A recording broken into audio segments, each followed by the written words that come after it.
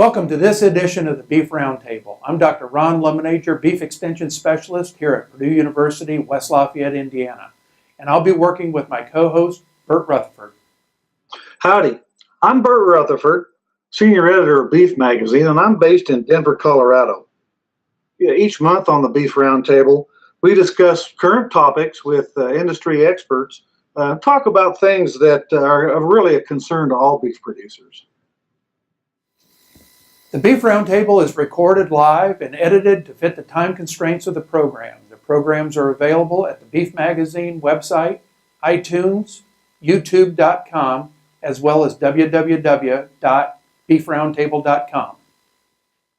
Our topic today, we're going to kind of use the recent wildfires that happened in Kansas, Oklahoma, Colorado, Nebraska, kind of as a jumping off point to talk about natural disasters.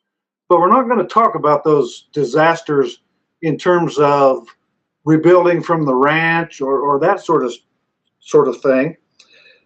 We're going to talk about them from an aspect that many cattle producers really just don't talk about, and that is the emotional aspects of those disasters and recovering from them emotionally in the aftermath.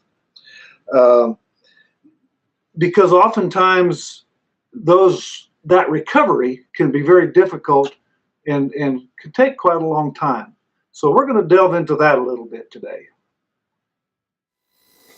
Our first guest is Dr. Kurt Drennan, Community Outreach Branch Supervisor within the Operations Section of the Colorado Office of Emergency Preparedness and Response.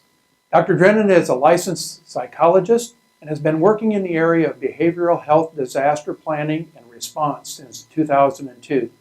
He's worked in partnership with a diverse stakeholder group to improve the state's capacity to respond to the psychosociological impacts of disaster and public health emergencies. He has 23 years of experience in the fields of mental health and psychology, particularly in the areas of crisis intervention and behavioral health disaster management. We're also joined today by David Clawson, a rancher near Englewood, Kansas. David is also president of the Kansas Livestock Association. David's a fourth-generation rancher and farmer with ownership interest in various family partnerships. The Clawson Ranch Partnership with his brother Dan includes a cow-calf business and irrigated and dryland farming. David and his brother were not only personally affected by this spring's wildfires, but he has visited with many other ranchers who were also affected to help them recover both physically as well as emotionally. In addition, David has done numerous media interviews exactly on this topic, how fires have affected him, not just personally, but how others are dealing with the event and its aftermath as well. Gentlemen, let's get right at the issue at hand.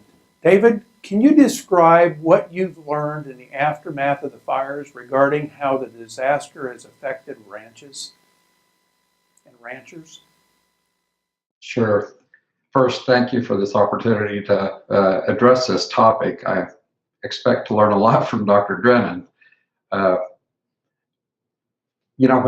When the fire hit right there at the start, we were in shock. I suppose we were in shock for 4 or 5 days. You're on an adrenaline high for a couple of days, but you hear so many stories from so many people as to who got hurt and whose house burnt down and what happened and how many cattle lost and everything. And it took a couple of days for us all to be able to get a hold of everyone and find out what the true stories were. A lot of rumor running around. But then we were all concerned about each other that first week. And it was, I don't know, I've told other people, it was it brought the community together like we had never been before. We all get busy in our own lives, and we pass a neighbor and we don't always stop to talk, but there was a lot of visiting that first week or two. And then, the reality of what really happened after that first week started to set in, and then a number of people started wondering, well, what do we do now? And we get locked down, And what happened in our area is people started showing up, and we weren't allowed to really get into a shell because neighbors and people from across the nation showed up and they forced us out of the house. And it was good because it forced us to start doing something. We didn't know what to do, but we were doing something, and hay was coming in. So we had to take care of the cattle that we had left. But then what do you do next? So I guess I don't know where to go, but we've had the gamut of a lot of different ranchers that have either been able to express their emotion and understand the loss. And, you know, all of us that we all did a lot of crying that first week because, you know, it was just the enormity of it all. But there's a number of people that have just want to put it behind us. It's behind us. Let's look forward. And that's good. We need to do that. But there's processes, I think, that we'll learn about here after a while that we probably need to address, because I think those things come back and bite you eventually. Other people have been able to be very open about it and talk about it and work through. I don't know. I guess Dr. Drennan, I sit there and I think about, you know, it's probably a lot similar to losses of family members. You know, you go through those things and there's all these different stages. And I figure we probably have to go through a lot of those as well, those same emotions. And we've seen the gamut of them, you know, from the anger to, you know, the magnitude of loss, and then some people just haven't even addressed it. So I don't know if that answers your question enough, Ron, but that's kind of where I'd start. And I think that's a great start to place. I think that's a great place to start, okay, in this discussion, and I appreciate your responses to that.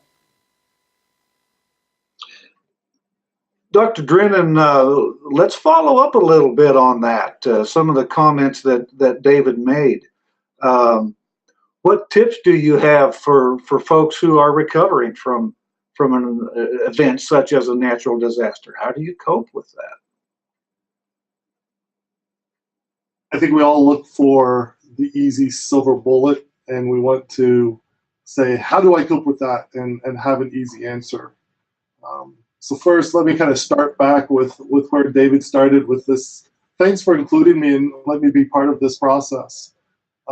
Because these events do take a toll, and they have a real impact on people. And David's experience is so common, that sudden loss, that experience of everybody coming together, and you kind of ride this heroic high, and this very community bond that happens as everybody kind of comes in and supports the process. Having that social network come in and yank you out of the house and not let you just sit, that's a wonderful strength, and not everybody has that. So we tend to really run the gamut of experience with events like this. And it's really important to recognize that what we do in that initial out of the gate response, when these disasters hit us and our communities, we're almost driven to act and react as quickly as possible. It's a life-saving process. It's a community-saving process. It helps to save our economies that we rely on so much. And we can only maintain that for so long. So one of the most important things that we can really do to cope with these events is to recognize that things are now different, and it's really going to take a long time before they start feeling normal again. I often hear people after a wildfire, after a flood, they kind of set these timetables for themselves of, I will be back to quote unquote normal within a month, 6 months, a year. Then the reality kind of sets in that it'll take 18 months, 2 years, 3 years to really begin feeling, wow, I'm back somewhat to normal. And that's just kind of the nature and process of grief and loss. When a wildfire hits like this, it so changes the dynamics of the community, of the ranch itself. What was a day in, day out expectation, friendly routine that you really counted on. You expected to be in certain places at a certain part of the day throughout the month, and how that changes through the seasons.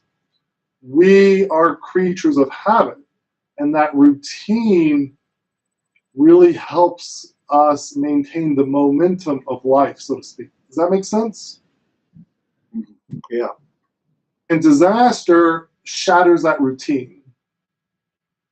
Disaster tends to, while we want to go out and help our neighbors, there's only so much we can do. Then we've got to also kind of take care of our own. And so we've got this push-pull experience of wanting to help others and needing to take care of our own business, our own ranch, our own home. And so you get this tension between these various needs and various desires of action to take. And then most importantly, we've got to recognize that grief takes some time to work through. And really what I mean by that is grief is this process of, in life, we're kind of cruising along. We have those habits, we have those routines, and we project those routines into our future.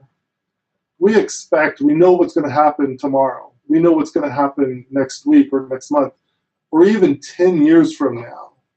We can take what we're doing today and project that out, whether that's our business, whether that's our relationships, our family, our spouse, our neighbors, the community we live in.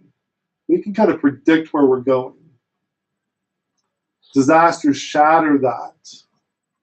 And that very important process of recognizing the loss and starting to plan a new future is what grief is all about. And it's not a light switch. So I know, David, you were talking about those individuals that just say, okay, this has happened, we've just got to look forward and move forward. Well, yeah, that's absolutely true. And there's this process of, we've got to look back. What was the expectation? What were my plans? How do I take this road that I was on and shift it into this road that I am on now? We've got to build that bridge of what was to what is, so that we can kind of start putting those pieces back together. Because we have to re-knit this expectation of what life is. That's that goal of recovery.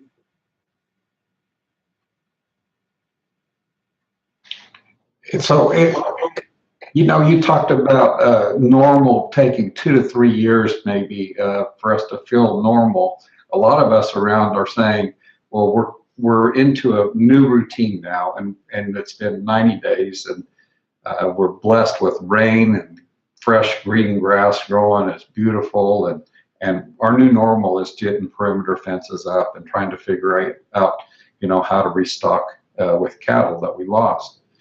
But that new normal isn't the normal, is really what you're saying. We've got to go through this time period of dealing with all this, and so it's not going to be as quick as what we want. Absolutely, and it's such a process that you have to almost re-experience over and over. So as you're putting up the new fences, there will be times that you're into a real rhythm, and you're planting the post and you're stretching the wire and you're moving down the field, and then a smell will catch you. The light of the sun will catch you. A sound in the distance will catch you, and you'll go, whoa. All of a sudden I'm back to the days before the fire, or I'm back to the days of the fire. And you kind of get that lump in your throat, that punch in the gut feeling of, I'm kind of tired. I'm kind of exhausted. I'm working 24/7 to catch back up just to be where I was. And the energy expounded in that process, in and of itself, trying to catch up to where you were, takes that toll and then brings you back into a frustration or even an anger of, why did this happen? And then we kind of sometimes have those experiences of this challenges our belief systems or our faith. Of why did this happen? What went wrong? What did I do wrong? And you kind of go through that questioning process. And that's even natural and normal for a natural disaster like this, when it absolutely wasn't anybody's fault. And all of a sudden we start feeling like, what did I do that created this? Or what should I have done differently? And that blame process plays out. Again, that's another part of the natural cycle of recovery, is we're trying to make sense of this. And one of the powerful things of being human is we've got this brain that is constantly problem solving. And part of that problem solving is making sense of what has just happened. And sometimes there's no easy answer to that. And we struggle with the fact that there's no easy answer.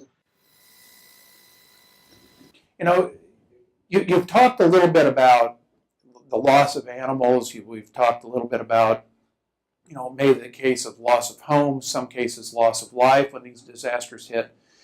But does this flashback that you referred to, okay, as you hear sounds, you see sights, you pick up smells, is part of the flashback going to be kind of a financial flashback? While a lot of feed came in, to the Kansas wildfire, for example, the Kansas, Colorado, Texas area wildfires, but that doesn't pay all the bills. Okay, there's still going to be some fence costs. There's still going to be the restocking cost. There's going to be some equipment that's probably going to need to be replaced. Buildings may be replaced. How does that economic thing play into this whole psychology of the loss? And it seems like to me that probably magnifies this whole impact. Ron, you're spot on, because it absolutely magnifies the impact. Because as we're going through life, and like I was talking about, that expectation that we create, part of that expectation is our financial life. I'm working toward that easier life. I'm working toward having been able to sock away a nest egg. I'm looking forward to having a different kind of life with my spouse or with my kids, or at someday grandkids. And disasters are expensive. Not only do they take that toll in the environment, take the toll on the economy itself. In this situation, took toll on the infrastructure of the ranches, the loss of cattle. But now all that has to be replaced just to get back to square one. And that loss of that future hope, that loss of that future expectation of what was going to be, is largely financial. Absolutely. Well, Dave and Kirk, what about the families? I mean, we kind of, think about owners, okay? We think about husband and wife. What about the kids? What about the ranch help? The small community right there on the ranch itself.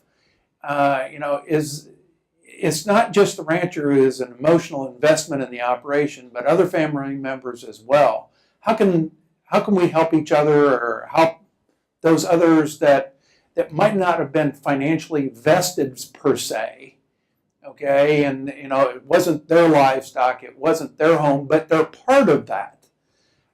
Any comments on that from either one of you?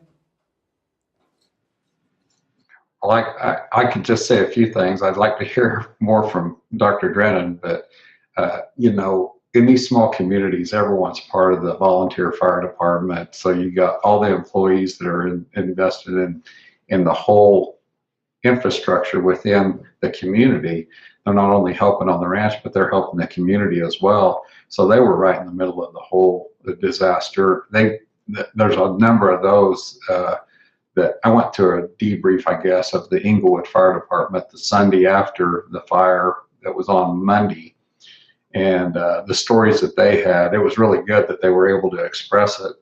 But I think that a lot of the employees, if you just think about them, they are financially vested because they're wondering, do I have a job? You know, is this ranch going to be viable enough and be able to get the cash flow going again for the job? So I haven't heard anyone say that, but I can imagine they would, because I know the ranchers are thinking, there's some of them that are thinking, am I going to be able to stock back to be able to pay for this? You know, and Dr. Drennan just talked about that side of the whole deal. So we're one big community, and it takes everyone to be a part of it.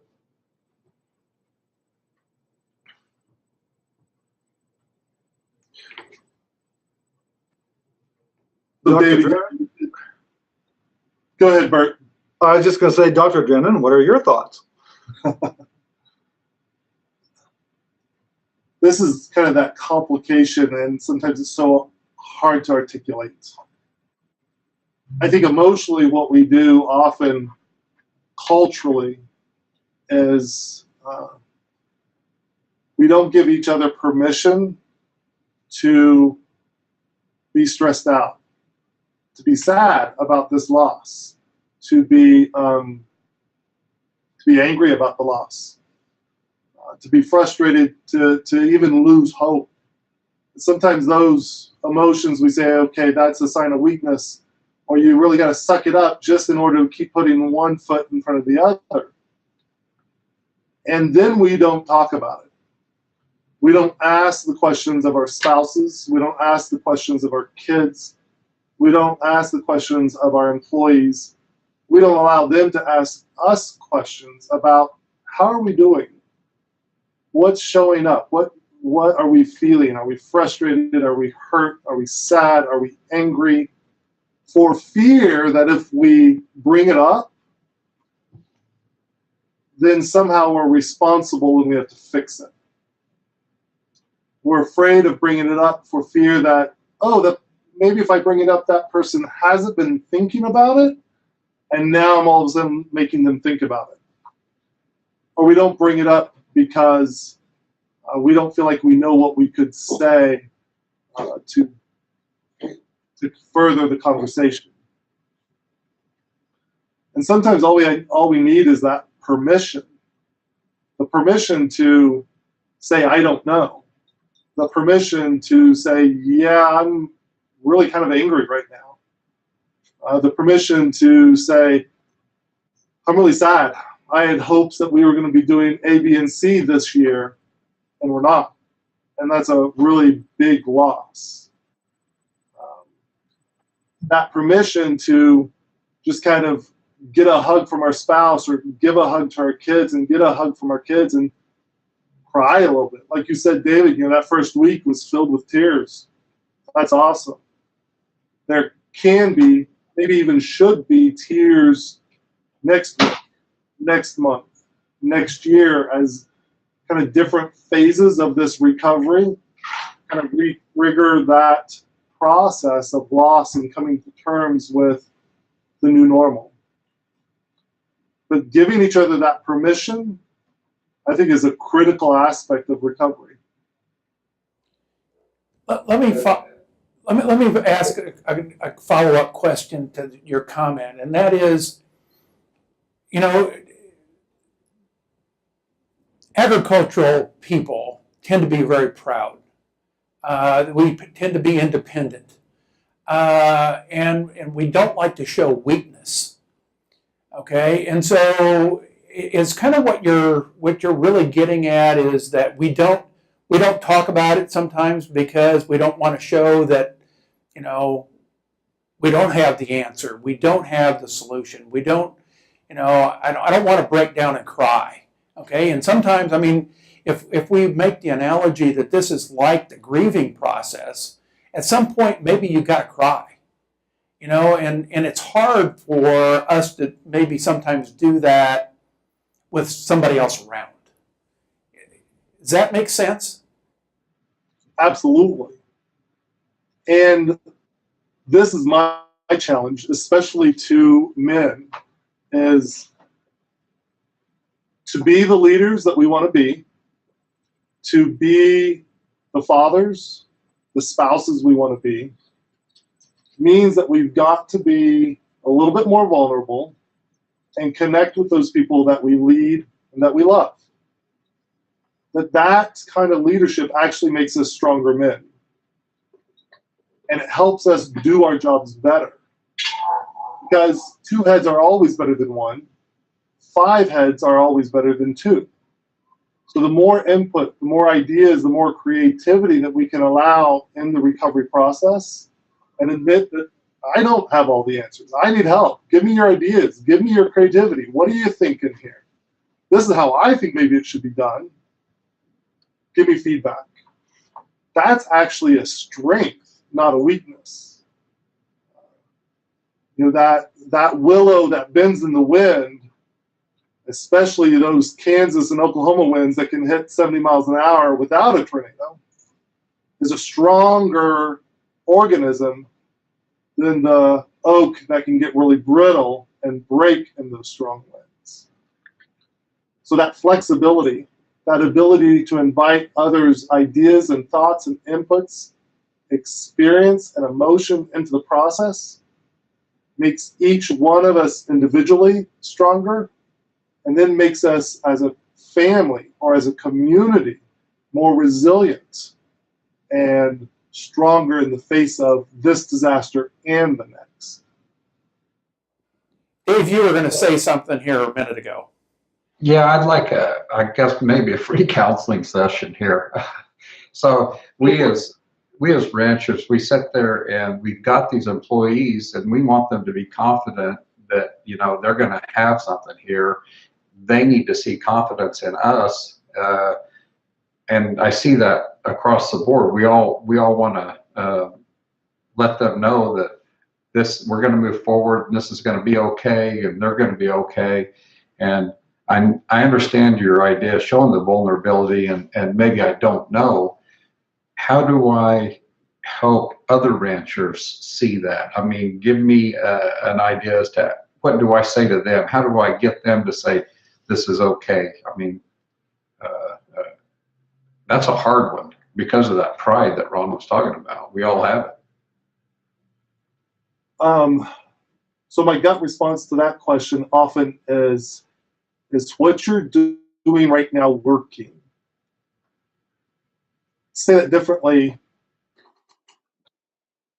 Having that confidence that we're going to get through this is very important. And that confidence that we're going to get through this, that, for lack of a better word, that hope that we're going to be stronger because of this, is augmented by that ability to say, and right now I don't have the answer, but together we can create the answer. That doesn't mean I'm giving up. It means right now I don't have the answer. Give me time, give me input, give me other resources, and I know I'm going to get to the answer, and or we're going to get to the answer. But too often, you know, that barrier comes up, that protectiveness that says, okay, I've got to exude this confidence, I've got to not show that vulnerability so that people will follow or so that people won't run away. And then too often that rebuffs people's want or wish to help. Okay, David, you got this. You don't need any help. I'll sit back and relax and I'll wait for you to tell me what to do. That doesn't help you. It doesn't help your family. It doesn't help your employees, your hands.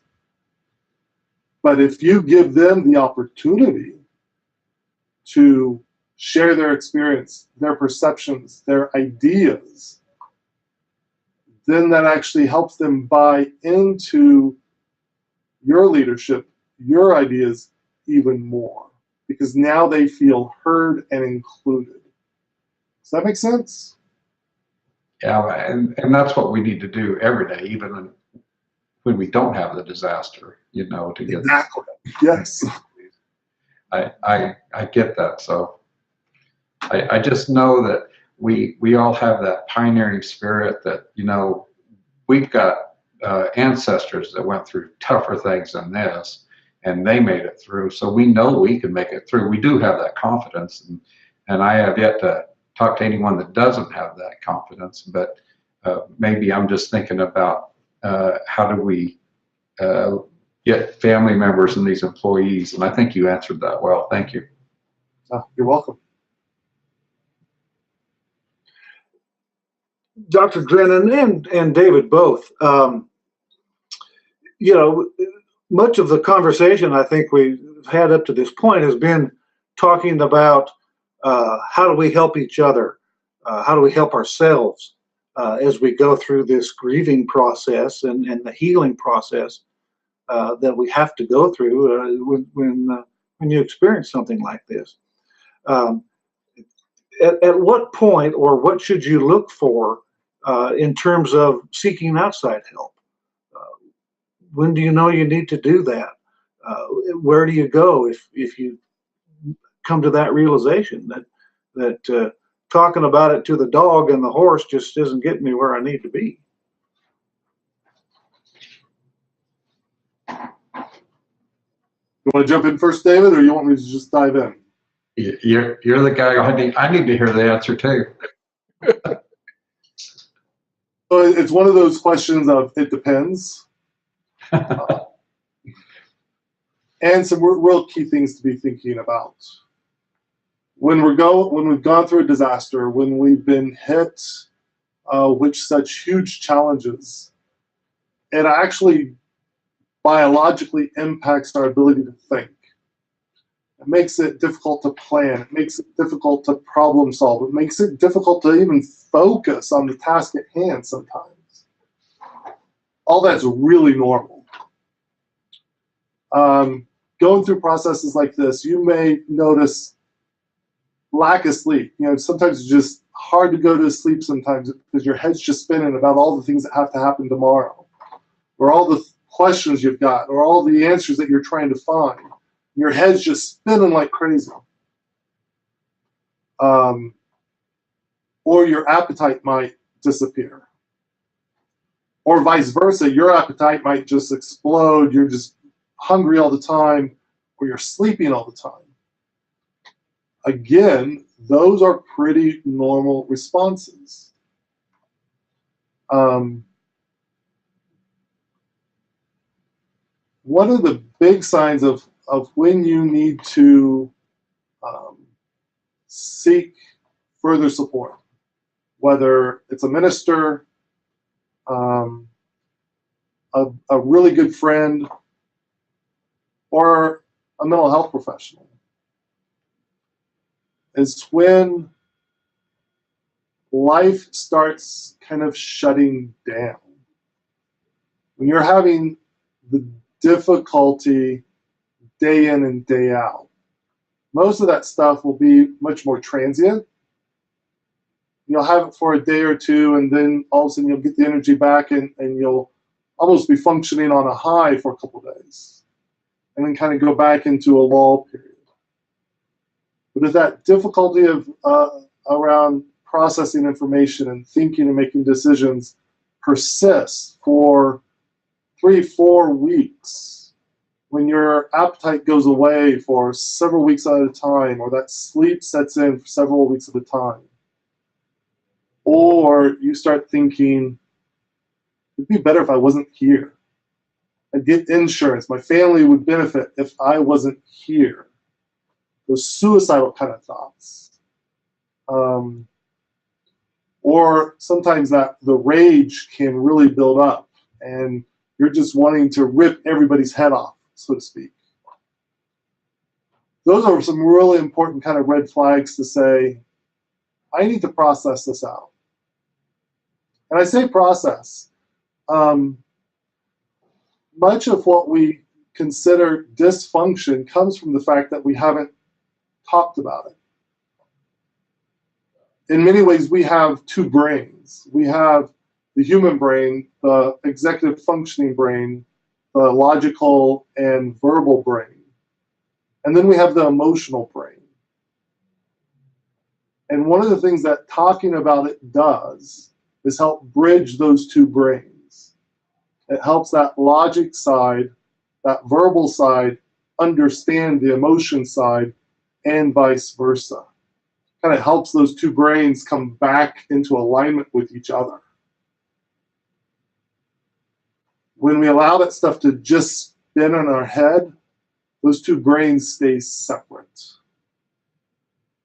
We don't fully understand it yet, but there is something that happens biologically when we talk about our experience, when we talk about that emotional experience, that emotional pain, sadness, anger, frustration, loss, grief. When we're talking about that stuff, it changes.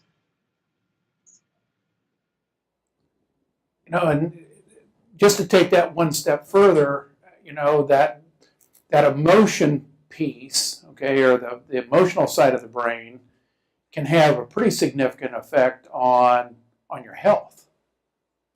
Does that kind of fit together as well?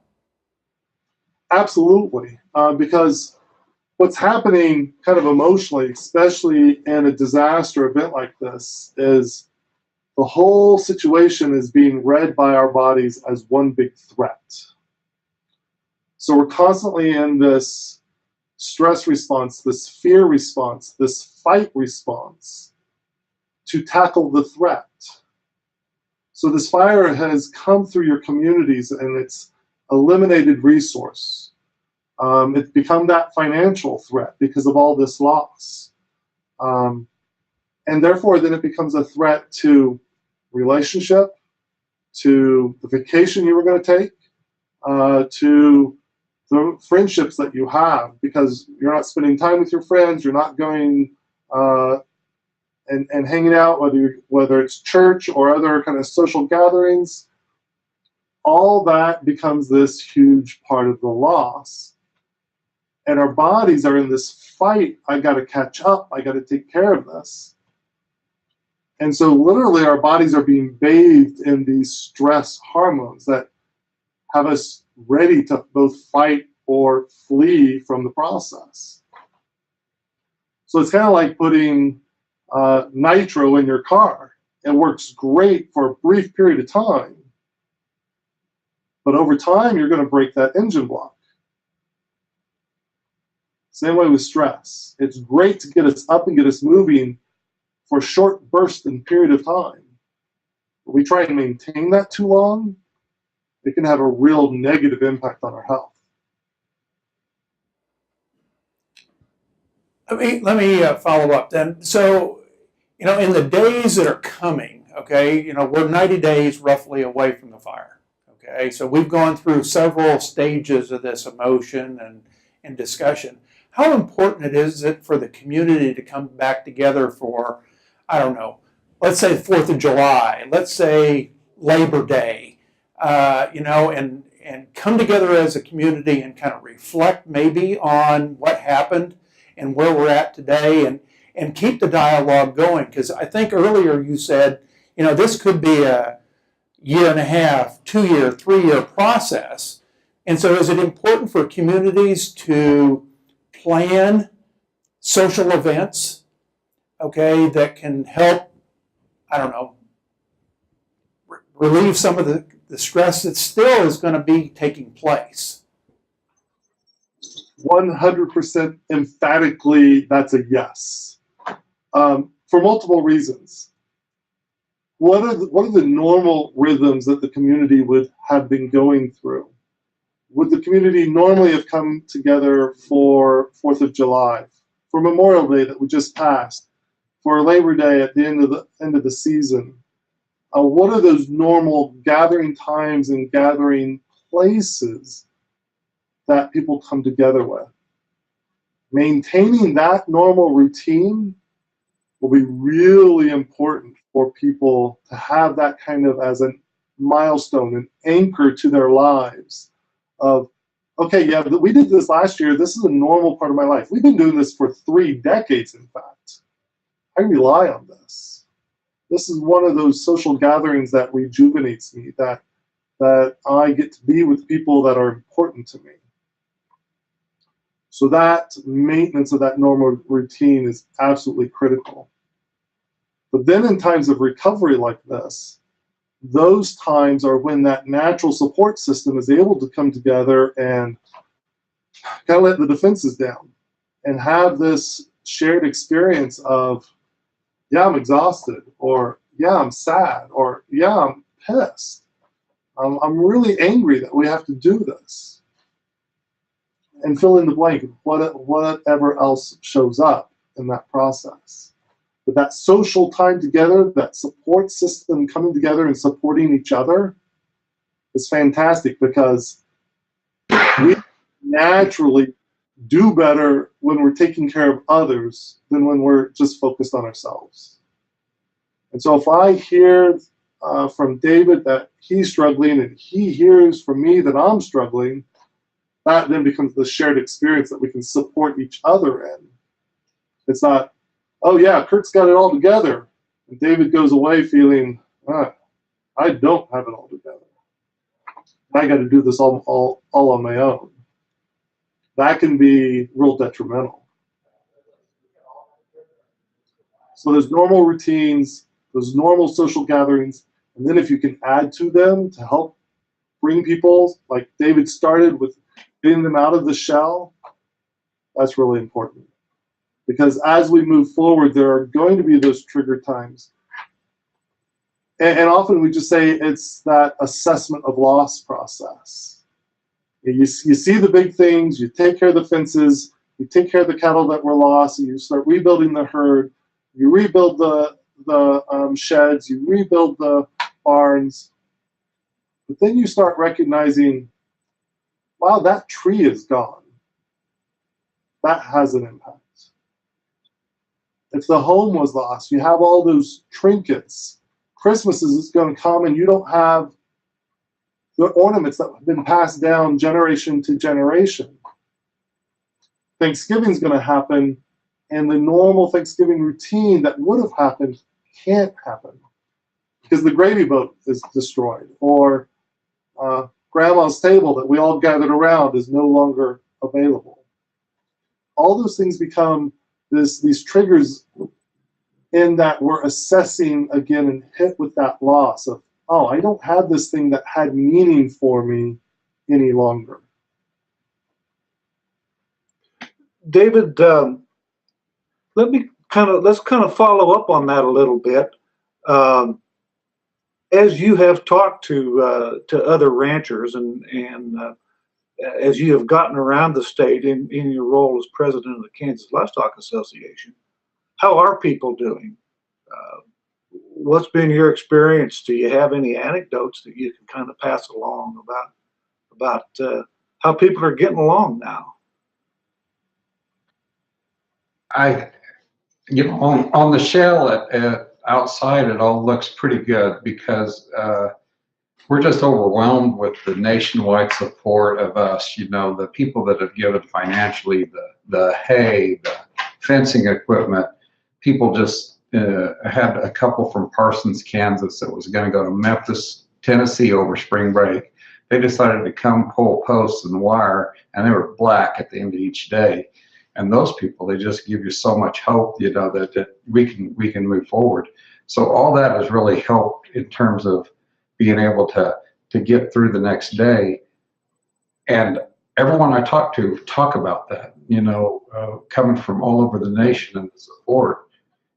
How I've been able to get through it along with that is through my church community, and we just thank God for all the miracles that happened during that fire, because there should have been a lot of people dead, after you talked to all the people and everything that we did that we shouldn't have done. But God's hand was involved in all that, and us getting together, and I guess that's part of that social community Dr. Drennan was talking about, that we're able to get together and express, and we give a lot of those worries to God, and we're just thankful to have that there for us. So in terms of the whole state and that the people that are affected, it's been pretty positive. I did talk to someone last week that said that they think that things are starting to set in now, and they're starting to see people angry at different times that they don't usually see anger. And I don't know, I guess I asked Dr. Drennan, I think this is probably, and I told them I thought that was probably just a natural flow of this whole dealing with it. And one question I had was, all those different stages of I guess you call it grief. Everyone stays in certain stages a different amount of time, but I guess how long when should we start to be worried? I know you went through a lot of that, the eating and the sleeping and all that, but if I see someone that's not usually mad and I see them mad for 30 days straight, well, do we need to start doing something? Absolutely. And again, the stages of grief, I tend to call them phases because, like you said, they're different for every one of us, and we'll re-enter them. So there will be, you'll have that period of anger, you'll go back into and maybe move toward acceptance, and then go back into, this bargaining with God period again, and then end up back in anger, or sadness, depression. That's all kind of a moving target. It's always best to ask yourself, the person that you're worried about, do you think you need something different? Do you think you need some support? The angry person may be in this place of, absolutely not, I can do this on my own. Because that's what anger is about. It pushes us to do for ourselves, to fight that battle that has to be fought.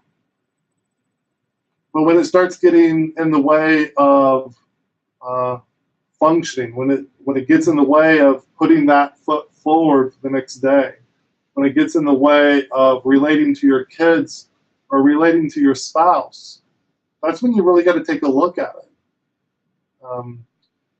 I think one of the problems with being in a relationship is then those people become our number one target. When we're feeling lousy, when we're feeling angry, those are the ones that bear the brunt of that anger. And then that can really result in a negative impact on the whole family and even on the whole community. So being able to say, look, I'm worried about you. You've been angry for a while now, and while that's normal, how's that impacting your ability to be a husband, be a dad? And I think that's going to be really hard for some of these ranchers and agriculturalists to admit. I'm not depressed. I'm not angry. And I mean, we kind of compartmentalize it, right? And it's going to be real hard, for me to go say, Dave, man, you've been angry for a month, and that's not normal for you. You need to go you need to get some help. All right, that's going to be a hard sell, and I think Dave, you would agree with that. And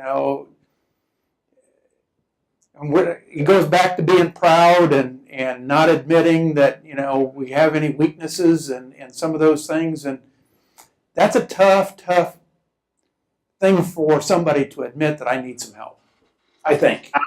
Absolutely. And so what I suggest is never tell the person that you think they need help.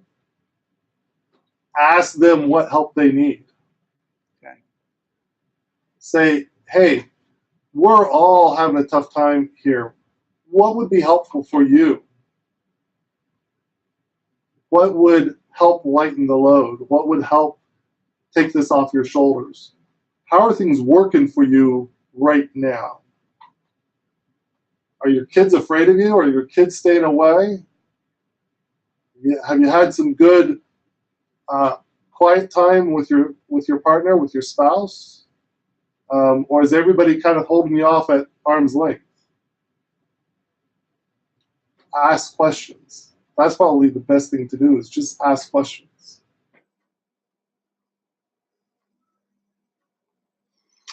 Gentlemen, we've covered a pretty wide range of things here. It is indeed a difficult topic to talk about, and it's a difficult topic, I think, to discuss even in a forum like this, because there's so much to the human being and the human doing that could get complicated. Is there anything else that comes to mind that you think we need to talk about? Any other areas that you think ought to be covered?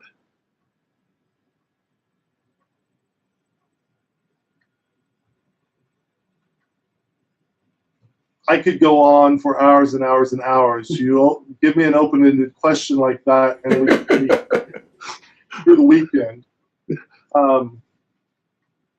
But maybe let me close with a couple of thoughts. Typically, with disaster and with crisis, we make it through an event like this, and we start having thoughts and feelings that are not part of who we were before the event.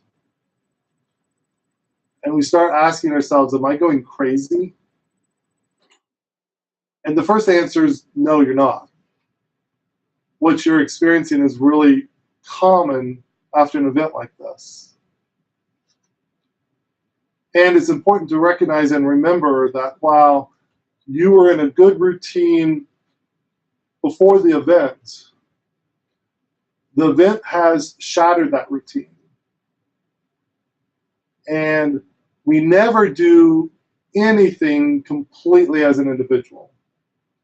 We have those people that we've relied on to get to where we're at. We've had those resources, those opportunities that have helped us create the business, the ranch, the community that we've now created. And to think that we can recreate it all by ourselves is definitely a fallacy. That you will be stronger if you rely on your community than if you try and do this on your own. And absolutely no one is unaffected by this kind of event. It impacts everybody. So you're not alone in your experiences. You're not alone in struggling with the sadness or the frustration or the anger. You're not alone with the changes in appetite or sleep. You're not alone with the barbs that you throw out at your wife or your kids or the dog or the horse. Those are all really normal reactions to this very abnormal event. You know, most of the folks that are watching this video have not had this kind of an experience before. It's brand new, and it's a new skill set that you will develop. And then maybe in 20, 30, 40 years, if this happens again, you'll be that resource to provide guidance to the young ranchers in your community and the young families that need that guidance.